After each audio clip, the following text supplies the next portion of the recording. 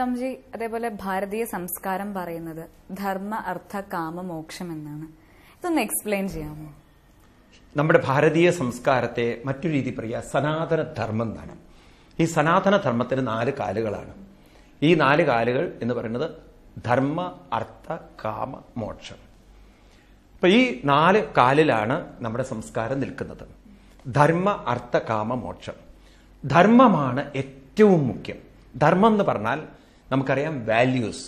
ധർമ്മം, ധരതി, ധർമ്മം. ഉദാഹരണത്തിന് നമ്മൾ പറയുകയാണ്, അതായത് ഇപ്പൊ ഒരു ലഡുവിലെ പ്രധാന ഭാഗം എന്ന് പറഞ്ഞാൽ മധുരമാണ്. ആ മധുരം എന്ന ക്വാളിറ്റി ലഡുവിന് എടുത്താൽ പിന്നെ ലഡു ഇല്ല. അതുപോലെ പുളി, അതാണ് ഉപ്പിന്റെ സ്വഭാവം. ആ സ്വഭാവം മാറ്റിയ പിന്നെ ഉപ്പില്ല, ഉണ്ടോ? ഇതുപോലെ നമ്മളിലൊക്കെ ഉള്ള ഒരു സ്വഭാവം എന്തായിരിക്കണം? നമ്മളിലൊക്കെ ഒരു ധർമ്മം ഉണ്ടായിരിക്കണം. അതായത് നമ്മളെ നിലനിർത്തുന്ന ഘടകം, നിങ്ങളെ നിലനിർത്തുന്ന ഘടകം, എന്നെ നിലനിർത്തുന്ന ഘടകം, ആ ഓരോ വ്യക്തികളെയും നിലനിർത്തുന്ന ഘടകം, ഈ ഘടകം എന്തായിരിക്കണം? അത് ആയിരിക്കണം 3 എണ്ണം. അർത്ഥ കാമ മോക്ഷം. ഈ 3 ഇതിലായിരിക്കണം നമ്മൾ നിൽക്കുന്നത്. മിനിമം ഒരു സാധനത്തിന് നിൽക്കാൻ 3 കാല് വേണം. അപ്പൊ ധർമ്മം എന്ന അടിസ്ഥാനത്തിലായിരിക്കണം കാമവും അർത്ഥവും മോക്ഷവും നിൽക്കുന്നത്. അപ്പൊ ആദ്യം പറയുന്നത് ധർമ്മ അർത്ഥം എന്നാണ്. അതായത് നമ്മുടെ ജീവിതത്തിൽ അർത്ഥം നമുക്ക് വേണം, സമ്പത്ത് വേണം, പണം വേണം. പണമില്ലാത്ത ജീവിതമില്ല. പക്ഷെ ആ പണം എന്നത് നമ്മുടെ കഴിവുകളെ പ്രകടിപ്പിച്ചുകൊണ്ടും നമ്മുടെ എല്ലാവിധത്തിലുള്ള മനസ്സിന്റെ അർപ്പണം കൊണ്ടും നാം നേടുമ്പോൾ ആ അർത്ഥം നമ്മുടെ ജീവിതത്തിന്റെ താളം തെറ്റിക്കുന്നതാവരുത്. നമ്മുടെ കഴിവുകൊണ്ട് പണം സമ്പാദിക്കണം, പക്ഷെ പണം നമ്മുടെ ജീവിതം താളം തെറ്റിക്കരുത്. പണം നമ്മുടെ ജീവിതം താളം തെറ്റിച്ചു കഴിഞ്ഞോ പിന്നെ നിങ്ങളുടെ ജീവിതത്തിന് നിലനിൽപ്പില്ല എന്നർത്ഥം. ഞാൻ അങ്ങനെ സമ്പാദിക്കുള്ളൂ, എനിക്ക് ആ പണം മതി എന്ന് പറയുന്ന ഒരു ധാർമ്മികത, എനിക്കല്ലാത്തൊരു പണം വേണ്ട, അവർക്ക് മാത്രമേ ലോങ് ലൈഫിലേക്ക് കടക്കാൻ പറ്റുള്ളൂ. മറ്റതെല്ലാം ഈ മഴ പെയ്ത് പൊടിയുന്ന ഈയാംപാറ്റകളെ പോലെയാണ്. പെട്ടെന്ന് അങ്ങോട്ട് പൊങ്ങി വരും. പിന്നെ നമ്മൾ കേൾക്കുന്നത് ഒരു ആത്മഹത്യയിലും അതുപോലെ തന്നെ അവരുടെ ജീവിതം എവിടെയൊക്കെയോ താളം തെറ്റിപ്പോയതൊക്കെയാണ് നമ്മൾ കേൾക്കുന്നത്. അതുകൊണ്ട് ധർമ്മം എന്നത് നമ്മുടെ ഏറ്റവും പ്രധാനപ്പെട്ട ഒന്നാണ്. ധർമ്മം എന്ന് പറഞ്ഞാൽ നിങ്ങൾ ധരിച്ചു വെച്ചിരിക്കുന്ന നിങ്ങളുടെ കുറെ സ്വഭാവങ്ങൾ, നിങ്ങളുടെ സംസ്കാരങ്ങൾ, നിങ്ങളുടെ വാല്യൂസ്. ഞാൻ ഇങ്ങനെയാണ് ജീവിക്കുക, ഇതാണ് എൻ്റെ ജീവിതം. ആ ജീവിതം നിങ്ങളും സമൂഹവും തമ്മിലുള്ള ഹാർമണിയുമായി ബന്ധപ്പെട്ടതായിരിക്കണം. നിങ്ങളും നിങ്ങളുടെ കുടുംബവുമായി ബന്ധപ്പെട്ടതായിരിക്കണം. അങ്ങനെയാണെങ്കിലുണ്ടല്ലോ നിങ്ങളോട് സമൂഹം റെസ്പെക്ട് ചെയ്യും, നിങ്ങളുടെ വീട്ടുകാരെ സ്നേഹിക്കും, ആദരിക്കും, ബഹുമാനിക്കും. ധർമ്മം തെറ്റിക്കഴിഞ്ഞാൽ അടിതെറ്റിയാൽ ആനയും വീഴും എന്ന് പറഞ്ഞ പോലെയാണ്. അതുകൊണ്ടാണ് ഋഷി ആദ്യം അർത്ഥം എന്നല്ല പറഞ്ഞത്, ആദ്യം ധർമ്മം എന്നാണ് പറഞ്ഞത്. ആ പ്രധാനപ്പെട്ട സാധനം അതാണ്. അതിലായിരിക്കണം നിങ്ങൾ നിൽക്കുന്നത്, അല്ലെ? അതായത് നമുക്ക് വേണമെങ്കിൽ ഒരു ഗ്ലാസ്സിൽ നമ്മൾ വെള്ളം വാങ്ങിക്കണം.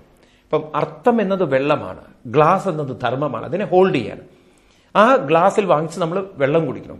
നേരെ മറിച്ച് ആ ഗ്ലാസ്സിന് അടിഭാഗമില്ല. അപ്പൊ നമ്മൾ തൽക്കാലം കയ്യിൽ അങ്ങോട്ട് ഉറപ്പിച്ചു വെച്ചിട്ട് മേടിക്കണം ഗ്ലാസ്സിൽ വെള്ളം. ഈ അടിഭാഗം എടുത്ത് കളഞ്ഞാലോ ആ വെള്ളം മുഴുവൻ നഷ്ടപ്പെട്ടു. ഇതുപോലെ ധാർമ്മികതയില്ലാത്ത അർത്ഥം എന്ന് പറയുന്നത് അടിഭാഗമില്ലാത്തൊരു ഗ്ലാസ് പോലെയാണ്. അതെപ്പോ വേണമെങ്കിലും അനർത്ഥമായി തീരാം.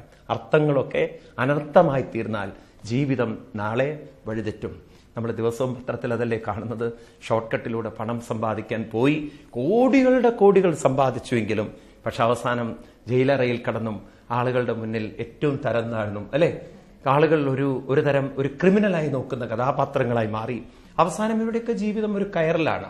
കാരണം അവരെയൊക്കെ അങ്ങേയറ്റം ചൂഷണവും ഉപയോഗം ചെയ്ത് സമൂഹം വലിച്ചെറിയും. ആളുകളെ തിരിച്ചറിയാതെ പോകുന്നവരെയാണ്. അപ്പൊ ധർമ്മത്തിലൂടെ നീ വേണം എന്ത്? അർത്ഥം. അതേപോലെ ധർമ്മത്തിൽ ഊന്നിക്കൊണ്ട് വേണം കാമം. മനുഷ്യനിലൊക്കെ സഹജമായ കാമവാസനകളുണ്ട്. നമുക്ക് ഇത്തരം വാസനകളെ മുഴുവൻ ഒരു സാധാരണ വ്യക്തിക്ക് മാറ്റിയെടുക്കാൻ പറ്റില്ല. അല്ലെങ്കിൽ അത്രയും അദ്ദേഹം സ്പിരിച്വലി ഒരു എലിവേറ്റഡ് ആളായിരിക്കണം. കാരണം തന്റെ മനസ്സിന്റെ ചിന്തകൾ അതിലേക്ക് കടന്നു പോവാതെ നല്ല ചിന്തകളിലേക്ക് തിരിച്ചു കൊണ്ടുവരാൻ പറ്റുന്ന ആളുകളായിരിക്കണം. അല്ലെങ്കിൽ കാമം മനുഷ്യന് സഹജമാണ്. കാരണം ഓരോ വ്യക്തിയുടെയും ജനനം തന്നെ കാമത്തിലൂടെയാണ്. പക്ഷെ അത് ധാർമ്മികമായ കാമമായിരിക്കണം. അത് വഴിവിട്ടുപോയ കാമമാണെങ്കിൽ ഒരുപക്ഷെ തന്റെ ജീവിതം അതിലൂടെയും താളം തെറ്റിപ്പോവും. ഒരുപക്ഷെ താൽക്കാലിക നേട്ടത്തിന് വേണ്ടിയിട്ടോ താൽക്കാലിക സുഖങ്ങൾക്ക് വേണ്ടിയിട്ടോ ആയിരിക്കാം കാമങ്ങൾക്ക് മനുഷ്യൻ അടിമപ്പെടുന്നത്.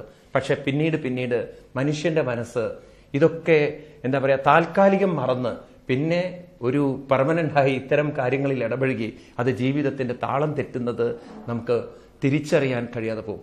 മനുഷ്യനുണ്ടല്ലോ രഹസ്യങ്ങൾ സൂക്ഷിക്കാൻ വളരെ പ്രയാസമാണ്. അപ്പോൾ ആദ്യമൊക്കെ രഹസ്യഭാവത്തിൽ കൊണ്ടു നടക്കെങ്കിലും പിന്നീട് അത് പരസ്യമായി മാറും. അപ്പോഴായിരിക്കും ജീവിതത്തിന്റെ താളം തെറ്റുന്നത് പ്രിയൻ. അതുകൊണ്ട് ധർമ്മത്തിലൂന്നിയ അർത്ഥം വേണം, ധർമ്മത്തിലൂന്നിയ കാമം വേണം. ഇനി ധർമ്മത്തിലൂന്നിയ മോക്ഷവും വേണം. മോക്ഷം എന്നാൽ ഋഷീശ്വരന്മാർ നമ്മളെ പഠിപ്പിക്കുന്നത് മരിച്ചു പോകുന്നതല്ല മോക്ഷം. നമ്മുടെ എല്ലാ തരത്തിലുള്ള മോഹത്തിൽ നിന്നും അതിന് ക്ഷയം സംഭവിക്കണം. അതായത് എല്ലാവിധ മെന്റൽ കൺഫ്യൂഷനും നമ്മുടെ മനസ്സിൽ നിന്ന് നമുക്ക് മാറ്റിവെക്കണം. മനസ്സിനെ എപ്പോഴും നമ്മൾ എനർജറ്റിക് ആക്കി വെക്കണം. മനസ്സിനെ എപ്പോഴും നമ്മൾ ഒരു എൻഗേജ്ഡ് ആക്കി വെക്കണം. ഈ എല്ലാ തരത്തിലുള്ള വേണ്ടാത്ത ആലോചനകളാണ് മോഹം. ഈ മോഹത്തെ ക്ഷയിക്കുക എന്ന് പറഞ്ഞാൽ വേണ്ടാത്ത ആലോചനകൾ ഇല്ലാത്ത ജീവിതം നടത്താം. അപ്പൊ നല്ല ചിന്തകളിൽ മുഴുകിക്കൊണ്ടും നല്ല പ്രവൃത്തികളിൽ മുഴുകിക്കൊണ്ടും ജീവിക്കുക. അതും ധാർമ്മികമായിരിക്കണം. നിങ്ങൾക്ക് തെറ്റായ കാര്യത്തിലും മുഴുകാം, തെറ്റായ കാര്യങ്ങളിൽ ചിന്തിക്കാം.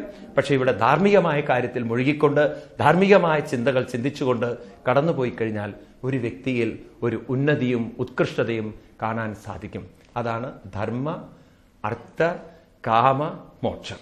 സ്വാമിജി, പൊതുവെ പരമ്പരാഗതമായി തുടർന്നു വരുന്ന ബിസിനസ് അല്ലെങ്കിൽ അച്ഛന്മാർ തുടങ്ങി വെച്ച ബിസിനസ് അത് തുടർന്നു കൊണ്ടുപോകാൻ ചില മക്കൾക്ക് താല്പര്യം കാണിക്കാറില്ല. അവരെങ്ങനെ? അതുകൊണ്ട് തന്നെ ഈ ഒരു ഫാമിലിയിൽ ഒരുപാട് പ്രശ്നങ്ങൾ ഉണ്ടാവുന്നുണ്ട്. അവർക്ക് ഒരുപാട് സങ്കടമുണ്ട്. കാരണം വയസ്സാവുമ്പോൾ എന്റേത് ആര് നോക്കി നടത്തും എന്നുള്ള ഒരുപാട് ടെൻഷൻസ്. അത് ഈ മക്കളെ എങ്ങനെ പറഞ്ഞു മനസ്സിലാക്കാം? എന്തൊക്കെയാണ് അവർക്ക് കൊടുക്കേണ്ട ഉപദേശങ്ങൾ? പല രക്ഷിതാക്കളുടെയും ഒരു മാനസിക വിഷമാണ് അവര് തുടങ്ങി വെച്ച ബിസിനസ്സോ അല്ലെങ്കിൽ അവരുടെ പൂർവികരായി ഉണ്ടാക്കി വെച്ച ബിസിനസ്സോ തുടർന്ന് നടത്തിക്കൊണ്ടുപോകാൻ അടുത്ത ജനറേഷൻ താല്പര്യമില്ല എന്നുള്ളത്. അതിന് പ്രധാന കാരണക്കാർ കുറേയൊക്കെ രക്ഷിതാക്കൾ തന്നെയാണ്. കാരണം കുട്ടിക്കാലം മുതൽക്ക് കുട്ടികളിൽ ഇത്തരമൊരു ഇൻക്ലിനേഷൻ അവരുണ്ടാക്കി വെച്ചിട്ടില്ല.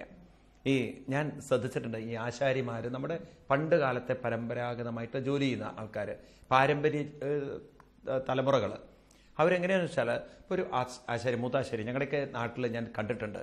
ആ മൂത്താശാരിയുടെ കൂടെ ചിലപ്പോൾ പേരക്കുട്ടി വരും, അല്ലെങ്കിൽ മകന്റെ മകനൊക്കെ വരും. ചെറിയ മകനാവും, 1 വയസ്സോ 2 വയസ്സോ ഉണ്ടാവുള്ളൂ. അത് നടക്കാൻ കുടുകുടുകുടു എന്നാണ് നടക്കുന്ന സാധനം. അതെടുത്തു കൊടുക്കും, മരം ഒരു പീസ് അങ്ങോട്ട്, ഒരു പീസ് ഇങ്ങോട്ട് എടുത്തു കൊടുക്കും. അപ്പൊ അതിനാ കുട്ടിക്കാലത്ത് തന്നെ അതിലേക്കുള്ളൊരു താല്പര്യം കൊണ്ടുവരുത്താൻ അവർക്ക് സാധിച്ചിട്ടുണ്ട്. അങ്ങനെ ആദ്യം അത് കണ്ടുപഠിച്ചും പിന്നെ കുറെയൊക്കെ കൊണ്ടുപഠിച്ചും ക്രമേണ അവർ ഈ പ്രൊഫഷനിലേക്ക് ആയിത്തീരുന്നു. ഒരു സുപ്രഭാതമായിത്തീരുന്നതല്ല അത്. അങ്ങനെയാണ് നമുക്ക് പലപ്പോഴും നമ്മൾ ഒരു വിഭാഗം ആളുകൾ അതിലേക്ക് തന്നെ ആയിപ്പോകുന്നത്. ഇന്ന് നമുക്ക് രാഷ്ട്രീയത്തിലും കാണാം, അച്ഛൻ്റെ ആ രാഷ്ട്രീയ പാരമ്പര്യം മക്കള് നിലനിർത്തുക. കാരണം കണ്ടുപഠിച്ചിട്ടാണ് കുറെ. അച്ഛൻ എങ്ങനെയാണ് ഡീൽ ചെയ്യുന്നത്, അച്ഛൻ എങ്ങനെയാണ് സമൂഹത്തെ അഭിസംബോധന ചെയ്യുന്നത്, അങ്ങനെയാണ് അവർ പലരും അതിലേക്ക് ആയിത്തീരുന്നത്. അതുകൊണ്ട് ഒന്നും ഫോഴ്സ്ഫുള്ളി പ്രേരിപ്പിക്കുന്നതിലല്ല, മനസ്സിനെ അതിൽ താല്പര്യപ്പെടുത്തുന്നതിലാണ് ഏത് കാര്യവും. അതാണ് അതിന്റെ വിജയത്തിന്റെ മന്ത്രം, അല്ലെ? ഒരിക്കലും ഒരു ഗ്രാമത്തില് ഒരു ഷൂ കമ്പനിക്കാർ എത്തിച്ചേരുകയാണ്. അപ്പൊ ആ ഗ്രാമത്തിൽ ആരുടെ കാലിലും ഷൂ ഇല്ല. ഇവരെങ്ങനെയാണ് ഷൂ വിൽക്കേണ്ടതെന്ന് വിചാരിച്ചിട്ടാണ് വന്നിരിക്കുന്നത്. പക്ഷെ അവിടെ എത്തിയപ്പോൾ ആരുടെ കാലിൽ ഷൂ കാണാത്തതുകൊണ്ട് അവിടുത്തെ എക്സിക്യൂട്ടീവ് പറഞ്ഞു, ഇവന്മാരൊന്നും ഈ ജന്മം ഷൂ ഇടും തോന്നില്ല, വെറുതെ സമയം കളഞ്ഞ് ഇവിടെ ചെലവഴിക്കുന്നേക്കാൾ നല്ല വേറെ ഗ്രാമത്തിലേക്ക് പോകാം. അങ്ങനെ അയാൾ വേറെ ഗ്രാമത്തിലേക്ക് പോയി. വേറൊരു കമ്പനിയുടെ എക്സിക്യൂട്ടീവ്സ് വന്നു. അവർ നോക്കുമ്പോൾ ആരുടെ കാലിൽ ഷൂ ഇല്ല. അവർ വിചാരിച്ചു ഇത് തന്നെ ഓപ്പർച്യൂണിറ്റി, ഇതുവരെ ഒരു കമ്പനി ഇവിടെ വന്നിട്ടില്ല, നമ്മുടെ കമ്പനി തന്നെയാണ് ഇറങ്ങാൻ പോണം. അപ്പോൾ അദ്ദേഹം നോക്കുമ്പോൾ കൂടുതൽ കൃഷിക്കാരാണ്. ഇദ്ദേഹം എന്താ വെച്ചാൽ കൃഷിക്ക് പറ്റുന്ന 2 ബൂട്ടുകൾ കാലിലിട്ടിട്ട് അവിടെ പാടത്തേക്ക് അങ്ങോട്ട് ഇറങ്ങി കന്ന് പൂട്ടുന്ന ആളുടെ അടുത്ത് നിന്ന് കന്നിനെയൊക്കെ വാങ്ങിച്ച് അദ്ദേഹം പറഞ്ഞു, ബൂട്ടിട്ടിട്ട് കൊണ്ട് പുതിയ കൃഷി ചെയ്യാൻ പറ്റും.